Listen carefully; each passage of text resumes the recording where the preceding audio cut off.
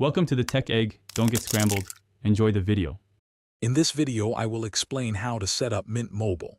First, ensure your phone is unlocked and compatible with T-Mobile's network, as Mint Mobile uses their towers. You can check compatibility on their website by entering your phone's IMEI number. Next, select a data plan that suits you, perhaps a 3-month or 12-month option, offering anywhere from 5 GB to unlimited data. After choosing, purchase your plan and a Mint Mobile SIM card online or from a retail partner.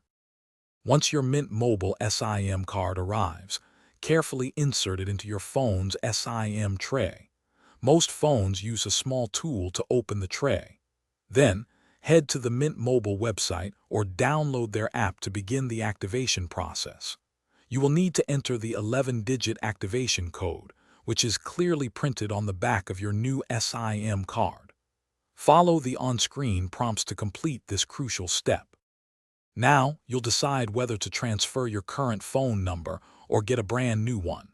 If you're porting your number, have your existing carrier's account number and PIN ready.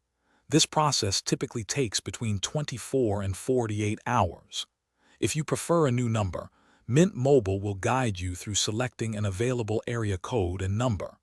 Either way, the system will confirm your choice before proceeding. Finally, your phone should automatically configure the access point name, or APN, settings. However, if you encounter any issues with data or messaging, you might need to manually adjust these settings in your phone's network preferences.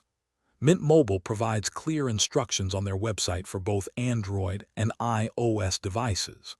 After confirming everything, simply restart your phone to ensure all changes take effect, and you're ready to enjoy your new service. Thanks for watching. Consider subscribing if I helped unscramble your problems.